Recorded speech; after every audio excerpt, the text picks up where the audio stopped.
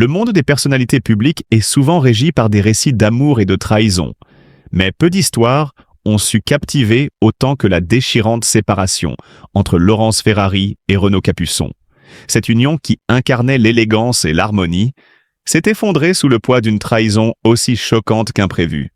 Laurence Ferrari, figure emblématique du journalisme français, et Renaud Capuçon, virtuose du violon et maître incontesté de la direction musicale, formaient un couple que l'on croyait inébranlable. Ensemble, ils avaient bâti une image de perfection, où la musique et l'information se rencontrèrent dans une symphonie de respect mutuel et d'admiration réciproque. Pourtant, derrière ce tableau idéal, un orage sourdait, menaçant de tout emporter sur son passage. Le coup fatal fut porté par une vérité que personne n'aurait osé imaginer. Une trahison d'une ampleur insoupçonnée. Les rumeurs commencèrent à circuler dans les couloirs feutrés de la haute société parisienne. Une liaison secrète, des rencontres clandestines, des instants volés à l'ombre des projecteurs. Laurence Ferrari, femme forte et déterminée, ne tarda pas à découvrir la vérité et, face à l'inacceptable, elle choisit de briser les chaînes d'un mariage souillé par le mensonge. La douleur de cette trahison fut immense, une déchirure qui résonna comme un écho assourdissant dans le silence de leur demeure jadis si pleine de vie. Laurence Ferrari, digne et résolue, fit preuve d'une force impressionnante en affrontant les regards curieux et les questions incessantes des médias. Elle trouva refuge dans son travail, plongeant avec encore plus d'ardeur dans ses missions journalistiques, prouvant ainsi que rien ne pouvait l'ébranler. Pourtant, si la douleur fut immense, Renaud Capuçon demeura digne. Tel un maître de son art, il fit face à cette épreuve avec la même élégance qui caractérise son jeu au violon. Loin de se livrer aux dérives du scandale, il garda le silence, laissant la musique exprimer ses émotions. Ses concerts, plus intenses que jamais, devinrent l'écho d'un amour brisé, d'une confiance trahie.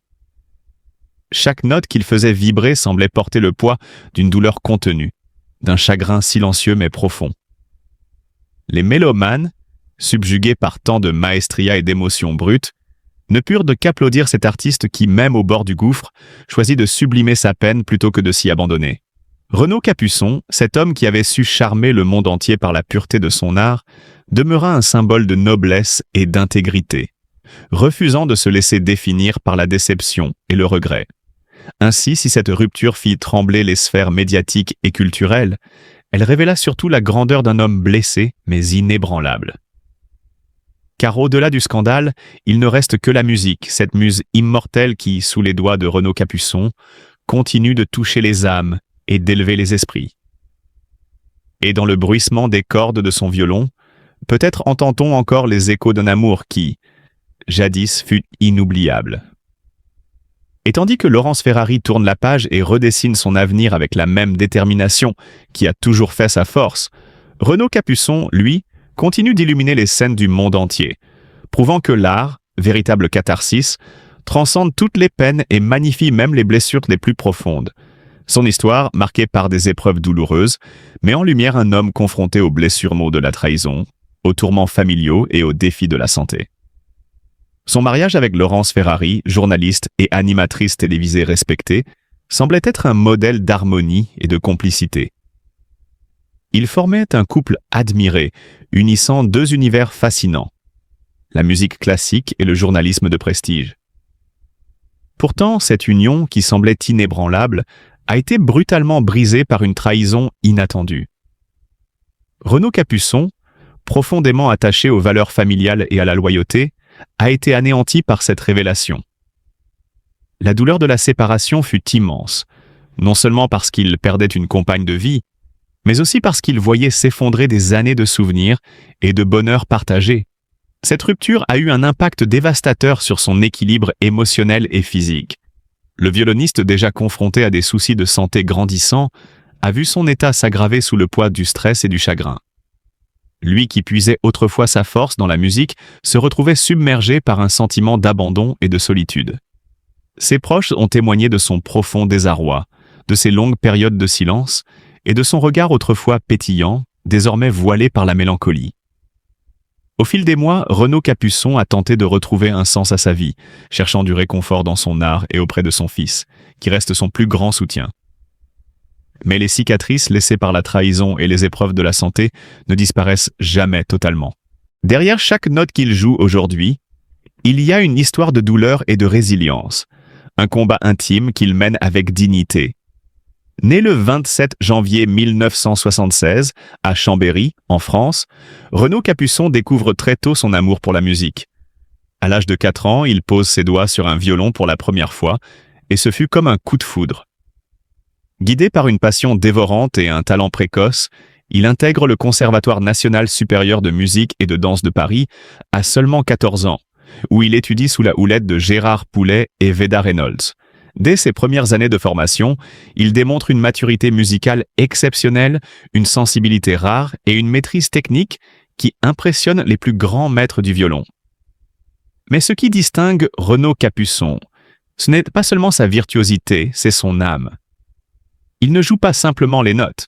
Il leur insuffle une vie, une histoire, un souffle presque sacré. Son jeu est une invitation au voyage, une plongée dans les profondeurs de l'émotion humaine. Ce n'est donc pas un hasard s'il est rapidement repéré par Claudio Abbado, une légende de la direction orchestrale, qui l'invite à rejoindre le prestigieux Gustav Mahler Jugendorchester en tant que violon solo. Cette opportunité marque un tournant décisif dans sa carrière. Renaud Capuçon se forge une réputation internationale et côtoie les plus grands noms de la musique classique. Son ascension se poursuit avec éclat. Soliste recherché, il se produit aux côtés des orchestres les plus illustres, du Berliner Philharmoniker au London Symphony Orchestra, en passant par l'Orchestre de Paris et le Wiener Philharmoniker. Il collabore avec des chefs de renom tels que Daniel Barenboim, Simon Rattle et Myung-Whun Chung, tissant avec eux des moments de grâce et de pure magie musicale. Chaque concert est une démonstration éclatante de son génie. Son Stradivarius Panette de 1737, autrefois entre les mains du légendaire Isaac Stern, semble entre ses doigts chanter avec une clarté et une profondeur inégalées. Mais Renaud Capuçon ne se contente pas d'être un soliste de renommée mondiale. Il est aussi un fervent défenseur de la musique de chambre. Aux côtés de son frère Gauthier Capuçon, violoncelliste prodige, il forme un duo d'exception, explorant avec brio le répertoire romantique et contemporain. Sa collaboration avec la pianiste Martha Argerich et d'autres musiciens de talent dans des festivals prestigieux, comme celui d'Aix-en-Provence ou de Lugano, témoigne de son amour inconditionnel pour la musique partagée.